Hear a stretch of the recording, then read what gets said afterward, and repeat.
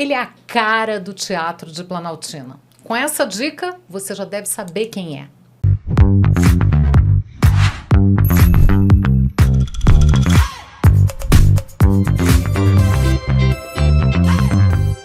Hoje eu tenho a alegria de receber Preto Rezende, que é a cara do Teatro de Planaltina, do Teatro de Brasília, uma das grandes referências. Que bom ter você aqui no estúdio do Sesc Cultura ao Quadrado, Preto. Oh, querida, muito obrigado pelo convite, primeiramente, muito obrigado, assim, por estar, né, batendo um papo aqui contigo dentro desse projeto tão lindo. É muito bom a gente poder falar sobre arte, falar sobre cultura, refletir sobre o que a gente está fazendo, né?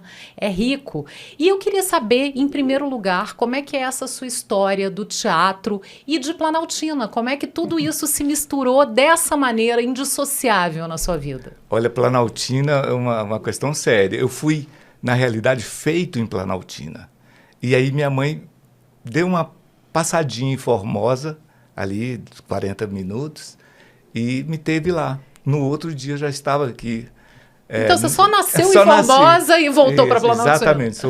Mas a paixão é Planaltina, a paixão né? é Planaltina. Quem mora no teu coração de verdade é Planaltina. Exatamente. Né? E como é que o teatro surgiu assim na sua vida? Como é que ele entrou na sua vida? Na realidade, sempre fui aluno de escola pública e ali eu aprendi com os professores de português, de comunicação, essa questão da literatura, né? Uhum. E aí a gente fazia esses pequenos ajustes e adaptações para o teatro. E depois, quando eu me formei, fui fazer colégio agrícola, e depois eu fui fazer letras no CEUB, e apareceu no final dos anos 70, né, 79, 80, foi o primeiro vestibular da Faculdade de Artes. Do Sina de Moraes. Do Sina de Moraes. E eu estava fazendo letras no CEUB.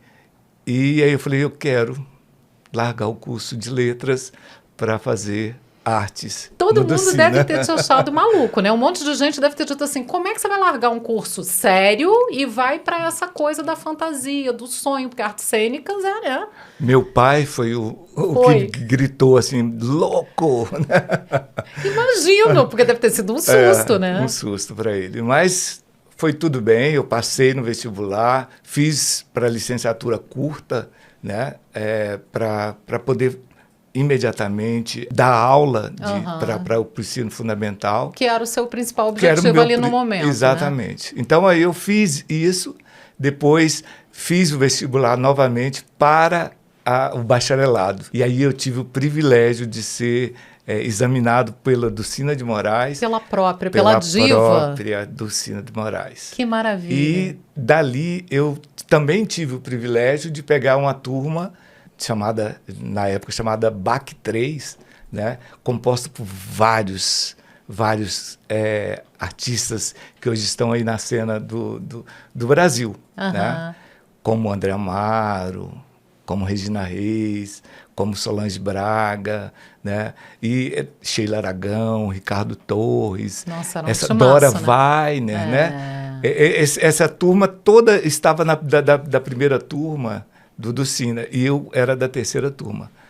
E nesse projeto, nós tivemos um trabalho de 3 anos com a Dulcina, maravilhoso. Então, você teve esse privilégio de estar junto com a Dulcina e aprendendo com ela diretamente ali, bebendo da fonte. Exatamente, e sendo dirigido por ela, né? Porque a cada 6 meses, ela escolhia uma peça, ou várias, e fazia com que a turma atuasse aberto ao público.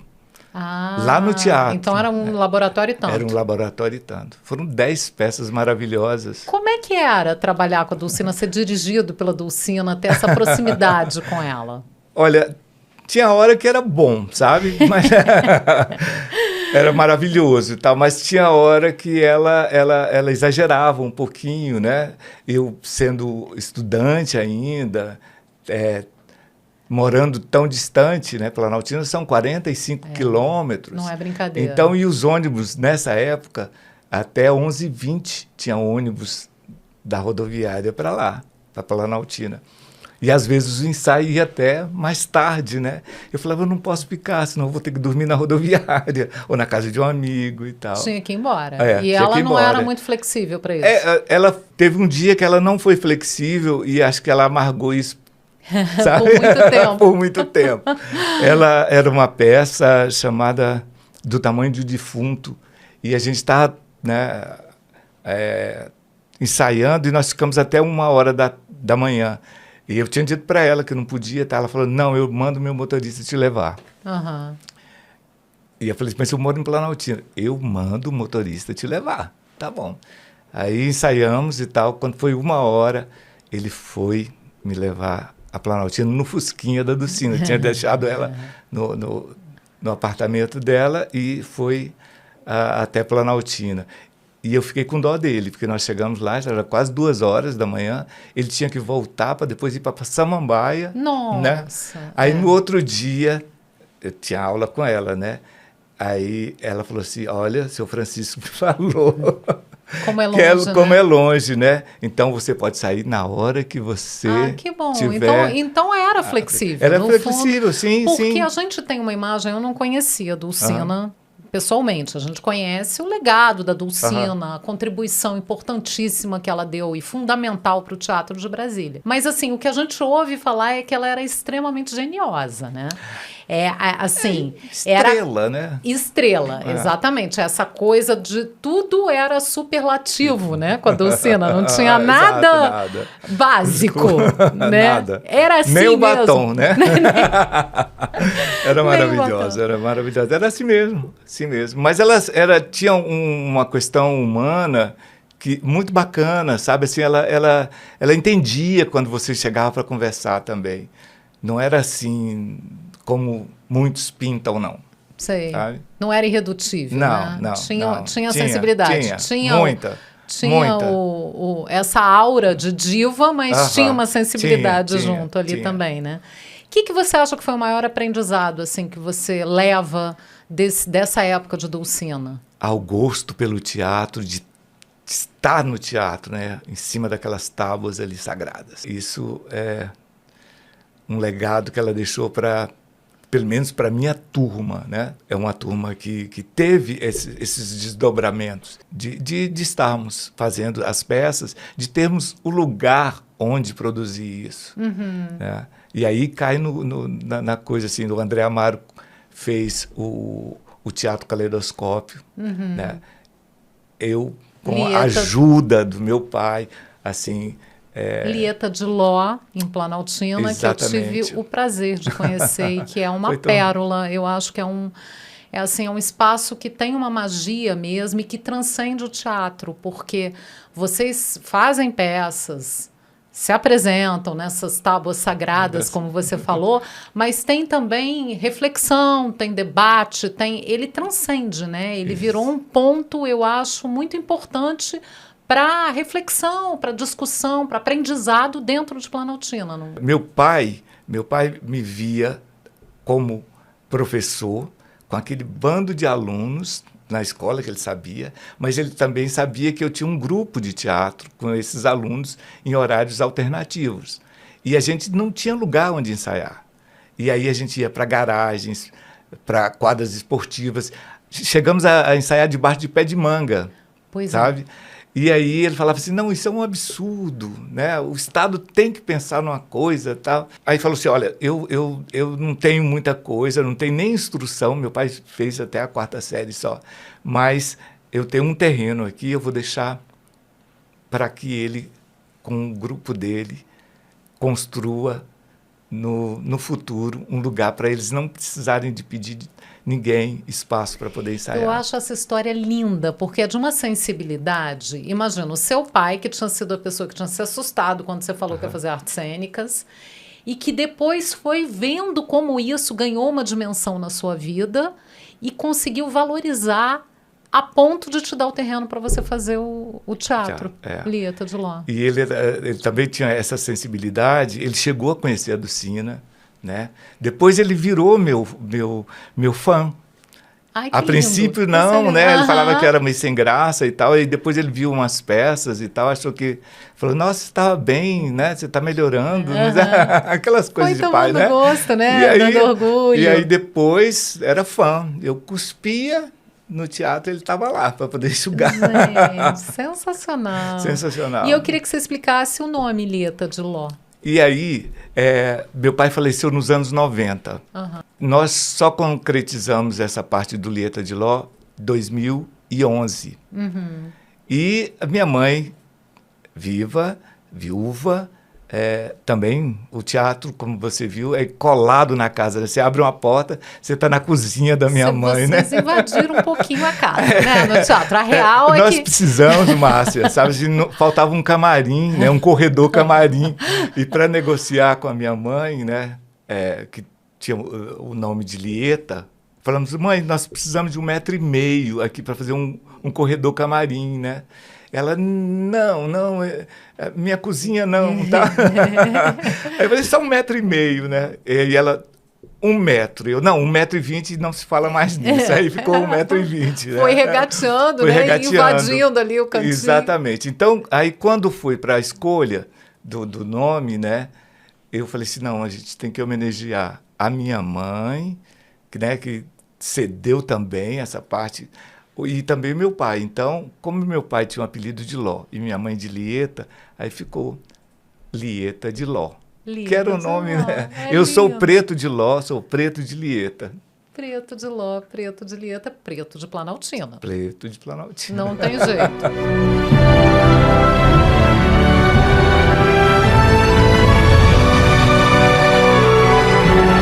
E aí eu queria entrar, a gente está na Semana Santa e a maior tradição do Distrito Federal é a Via Sacra de Planaltina.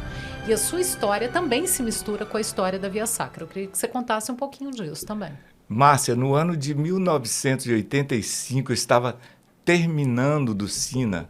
As pessoas que coordenavam a Via Sacra me chamaram para uma conversa assim séria. Falaram assim, olha, você vai ser o primeiro ator profissional da cidade. Forma agora em 85. Então, você tem que deixar um legado, né, e dar a sua contribuição para esse tipo de teatro que é feito aqui nessa época era 12 anos, né? 1973, a Via Sacra completa agora 50 anos, dia 12 de abril. Meio século de Meio vida. século. Então, assim, nessa conversa com esse pessoal da coordenação, né, falaram, Preto, vai para lá, dá a sua contribuição. Eu falei, não, mas esse povo religioso, coisa meio chato, eu acho que eu não vou não, vai Preto. E eu fui, estou lá até hoje, 38 anos. Gente, que coisa, né? E o povo não é chato, Márcia, o povo é Não. maravilhoso. E a fé, eu acho que é uma sabe? coisa, nessas demonstrações, é muito genuína, né? Assim, É o você teatro vê, popular, né? é o teatro popular. Exatamente. E aquela fé genuína das pessoas que acompanham, que sobem o Morro da Capelinha. Márcia, tem uma questão, assim, logo no começo, a maior dificuldade era achar quem poderia gritar contra Jesus, sabe? Por causa da questão da fé. Ninguém né? queria, Fala assim, não, mas né? nós estamos aqui Representando. representando. Então, assim, senão ele, né? Ele é liberto e pronto e tal. Claro. Não, então nós temos que fazer esse papel, essa coisa e tal. Aí, hoje em dia, né, eles entendem perfeitamente e atuam com um realismo, emoção e uma fé impressionante. Impressionante. Eu, assim, já vi todos os trabalhos de vários, né? Mas quando fala da atuação do povo, da Via Sacra, eu vejo empenho, assim, que muitas vezes eu não vi no teatro profissional. Porque eu acho que as pessoas ali, elas realmente entram na... Sabe, porque estão ali, né? Exatamente. Elas entram no espírito mesmo do que está acontecendo ali, né? Por isso que tinha essa resistência, eu acho, no começo até, né? Exato. Ninguém queria fazer o papel dos vilões, né? Exato. Morrer por teu amor. E essa essa tradição da Via Sacra, Planaltina tem uma tradição de festas populares muito ricas, né? Preto? Planaltina tem 164 anos, vai fazer esse ano, né? 164. A questão religiosa, principalmente em torno daquela parte da matriz ali, já existia algumas vias sacras ali na rua, uma senhora que cantava o canto da Verônica numa quadra lá embaixo, sabe? Tinha essas questões, né? E quando da chegada do Padre Aleixo, em 1969, em Planaltina, para substituir um outro padre que estava enfermo, então ele sentiu assim a presença de pessoas encenando o evangelho. Aí ele trouxe, né, essa ideia para dentro dos grupos jovens que ali estavam no ano de 1973. Envolveu as pessoas, Envolveu, né? Em 73, a comunidade. Exatamente, foi feito o primeiro. De certa forma, deu um aval, né? Porque se o padre, né, que é a principal autoridade ali, está dando o aval, é sinal de que as pessoas podem participar, é sinal de que é uma coisa boa, né? Ali exatamente. E aí a gente observa que nesse fluxo de crescimento, né? De passar, o grupo começou com 3 paróquias que existiam na cidade, hoje são 7, né? Era um grupo assim de umas 300 pessoas. Hoje são 1.400, com a lista de espera que participam da Via Sacra. 1.100 encenam. Quantas pessoas assistem? Por média, assim, de 120 a 150 mil pessoas. Nossa, é um espetáculo. É um espetáculo a céu aberto, gigantesco. Um dos maiores aqui do Centro-Oeste. Dizem que é o segundo do Brasil por causa do realizado na Nova Jerusalém, né? Mas Nova Jerusalém tem uma pegada de 10 dias o mesmo espetáculo. Lá não, é um dia só. Na Sexta-feira Santa. E aí a encenação toda é feita nesse período ali no Morro da Capelinha. A gente trouxe, assim, pelos anos 2000, a Semana Santa ampliada dentro da cidade. Shows de abertura, Santo Louvor, né? A encenação do Domingo de Ramos, que é uma passeata do Cristo com os apóstolos e com 200 figurantes vestidos, e a procissão da comunidade indo para um local onde vai ser celebrada uma missa e depois a encenação dos milagres, né? Isso no Domingo de Ramos. Então, quer dizer, já tem desdobramentos também daquela primeira ideia de fazer a encenação na Sexta-feira Santa. E depois a Santa Ceia, a prisão. E, no 1994, nós criamos a Via Sacra da Criança. Solta o nosso mestre! Mestre! Volte, mestre! Volte, mestre! Volte, mestre! Pois é, porque essa era uma coisa que eu ia te perguntar. Como é que consegue fazer essa renovação de levar gente mais jovem para continuar a tradição? Porque o Brasil, às vezes, perde determinadas tradições porque os jovens não dão continuidade. Então, foi também uma maneira que vocês encontraram disso não se perder, né? Isso foi numa conversa assim, de secretaria, de turismo, com a ex-embaixatriz Flecha Lima, né? Lúcia Flecha Lima. Ela perguntou se a gente fosse convidado para apresentar em algum lugar, se a gente iria e tal. E muito engraçado naquela época e tal. Eu falei assim, se tivesse um Boeing, né, porque são muito, a gente vai e tal. Aí um dos assessores falou assim, e se esse Boeing caísse, morresse todo mundo? Vocês acham que Planaltina conseguiria fazer de novo? Dar continuidade. Dar continuidade com pessoas que não... Eu falei, é um estalo, né? Vamos ter que fazer a Via Sacra do amanhã. Incrível. E aí a gente fez a Via Sacra da Criança. E passaram alguns anos, acho que foi em 98, nós tivemos a presença do Joãozinho 30. Eu me lembro. Né? Ele foi lá, a gente conversou, falamos da Via Sacra, e depois ele criou lá a Escola do Amanhã, né? Porque é um espetáculo, né? É um espetáculo que tem o viés sacro, a fé como grande motriz, né? Mas é um espetáculo, né? Exato, é um teatro. Exato. A céu aberto e com o público participando como se fosse uma coisa de verdade, mas é um teatro, né? Exato. Eu queria que você falasse um pouquinho do que você está fazendo no momento no Lieta de Ló. O Lieta de Ló, a partir de janeiro, foi reservado para os ensaios pequenos da Via Sacra. Ah, tá. Então, assim, a gente reserva esse tempo para justamente fazer ensaios da ceia, da prisão, do lava-pés, fazer essa das preparação crianças, toda. né? Que muita cena, né? Que tem que dar aquela finalidade. E você tem muitos amadores fazendo, exato, né? Exato, então, por isso, exato. os ensaios são tão necessários, né? Até mais do que quando você está lidando com gente mais profissional. E esse ano, Márcia, ao completar 50 anos, nós não queremos um presente de Brasília, nós estamos querendo dar um presente a Brasília. A gente está querendo trazer a ceia e a prisão aqui para a Esplanada. Ah, que lindo! Dia 6 de abril, na quinta-feira. Porque eu estava te perguntando essa questão da ocupação, do uso do Lieta de Ló, porque é um teatro que tem mais de uma década já, né? Uhum. E a gente sabe como no Brasil é difícil você manter esses equipamentos culturais funcionando e abertos. Então, eu acho uma grande vitória você ter conseguido. E aí eu também queria saber como é que você faz para manter esse teatro durante tanto tempo, com 2 anos de pandemia aí nesse meio do caminho, né? O último recurso que a gente teve para poder fazer as coisas foi justamente em 2019. Né? Antes da pandemia. Uhum. E depois disso nós não conseguimos nenhum projeto via edital, de FAC, de nada. Uhum. E a gente acredita no teatro de grupo. Sim. Né? Tanto no a Via Sacra, né? quanto esse grupo que eu tenho, chamado Senta que o Leão é Manso. Senta que o Leão é Manso.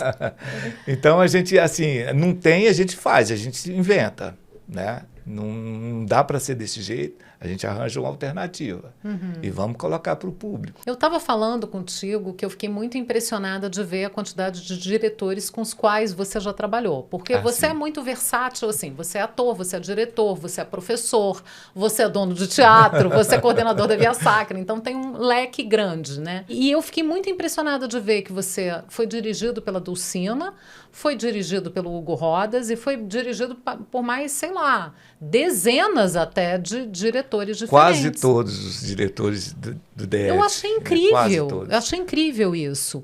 E acho que isso deve ter te dado uma visão muito diversificada, porque a gente estava falando também dessa questão de alguns atores que viram cria de determinados diretores e têm até as mesmas manias e acabam tendo o mesmo jeito de fazer e tal. Você deve ter tido um leque, por essa experiência tão vasta com tanta gente, deve ter tido um leque muito grande. Foi um aprendizado, né? Tive grandes mestres, como a Dulcina, como o Murilo Ecarte, o Carlos Tamanini, o Ricardo Torres, foi um dos diretores dos anos 90 aqui no Distrito Federal, com que eu mais trabalhei, porque afinava, né, a pegada do teatro de sintonia, grupo, né? A gente pertencia ao mesmo grupo, né? E aí sempre fui convidado pelos irmãos Guimarães, fiz com ele, o Hugo Rodas, fiz com o Hugo Rodas um trabalho para o Sesc, né? Era a Orquestra de Senhoritas, né? Foi maravilhoso, maravilhoso. E assim, tive a direção da Luciana Martuchelli, do André Amaro, do Marcelo Sabac. E, é um leque. Um leque, né? Um leque. E isso cada te deu... Pois é, isso que eu imagino. Cada um deve ter deixado um legado, né? Um pedacinho ali da história com você, né? Que essa história ampla e diversa, como Brasília até, como né? Brasília. Então, assim, eu tive mestres, né, amigos e tive ex-alunos me dirigindo, porque eu me submeto a essa apreciação, sabe, assim, deles me dirigirem.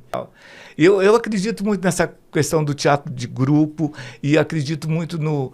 Você sabe, você tem experiência, mas tem alguém que precisa que você, né, coloque ali no meio da panela para poder fazer um caldo diversificado. Porque senão só vai ser esse caldo de mais do mesmo. Do mesmo. Né? Você fala sempre, e a gente percebe o brilho no seu olho quando você fala de ensinar. Ensinar também é aprender. né? certeza. É uma troca e é o lugar que te dá mais prazer estar como professor. Eu gosto muito de ensinar, gosto. Né? Né? Mas gosto também de aprender. E às vezes eu gosto de ser bem dirigido. Mas bem dirigido mesmo.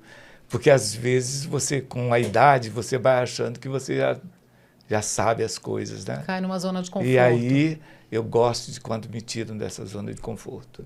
Ser desafiado, né? Ser desafiado. A superar o que você achava talvez até que não chegasse, que não conseguisse atingir, né? Então... Exatamente, exatamente.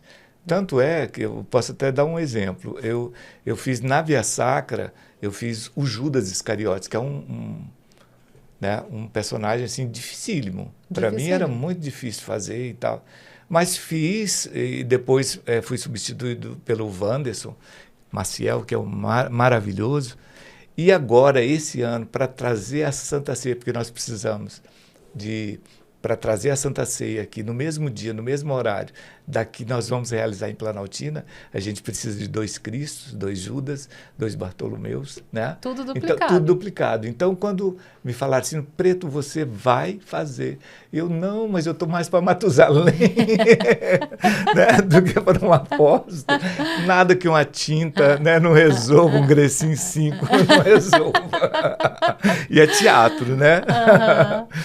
E essa pegada, assim, falou assim, mas a gente não quer como você fazia há anos atrás. A gente quer diferente. E aí está o desafio. Desafio, eu falei, olha, aí me interessa. E eu estou lá, hoje eu tenho ensaio, daqui a pouco. É aí que te instiga, né? Exatamente. Essa coisa de ir nos terrenos que você ainda não experimentou. Exatamente. E quais os planos para o futuro? Olha, eu quero ser diretor de cinema, né? Porque às vezes eu vejo determinadas coisas sendo feitas que precisava de uma pegada mais teatral, uma pegada mais de detalhes e tal, né? Eu não sei se diretor artístico, de arte... Sim, mas você quer preencher uma lacuna que você está enxergando que existe. Que existe, exatamente. E eu estou pensando, né? Estou aprendendo Libras, né? Que legal. E estou querendo. Não, maravilhoso, maravilhoso. Tem que continuar em movimento e que o Lieta de Ló tenha mais dezenas de anos, centenas de anos. Porque é um teatro lindo e a Via Sacra é um sucesso e Planaltina eu acho que tem uma essência de teatro muito forte, isso que você falou do teatro de rua, das manifestações populares e uma coisa que foi se profissionalizando também com a sua presença lá, né? Então, é uma coisa muito bonita de ver. Eu acredito que a cidade me deu tudo, né? E deve ter ganho um pouquinho com a minha... Não, tá sendo modesto. Tá sendo bem modesto. Te deu muito e ganhou muito também. E eu queria encerrar, aproveitando isso que você falou, perguntando o que Brasília é para você. E aí, quando eu digo Brasília, eu falo Brasília no sentido mais amplo de todo o nosso quadradinho. Porque para você não dá para falar de Brasília sem falar de Planaltina. Então, fica complicado, né? Olha, Brasília me deu tudo, né? Assim, principalmente o aprendizado. Assim, eu sinto que eu fui muito bem recebido, né, no Distrito Federal, já que eu nasci lá no Goiás. Né? Mas só nasceu, você é de Planaltina, sou de Planaltina, né? Na real, exatamente. Mas eu acho que o grande legado de Brasília na minha vida é essa questão da amizade, né? Onde eu passo, eu tenho um olhar diferente, né? Que eu sei que eu posso confiar naquele olhar. E aí derruba aquele mito que diz que Brasília é fria, é uma cidade fria. Nunca. De jeito nenhum. Nunca. A gente que é daqui sabe, né? Não é verdade. Preto, muito obrigada pela conversa. Foi ótimo. Desejo muito sucesso em todos os seus projetos e vamos certamente acompanhar a Via Sacra esse ano. Mais uma vez, 50 anos, uma data muito especial. Obrigado, querida. Obrigada, eu que agradeço. A gente volta na próxima semana com uma nova entrevista. Até lá!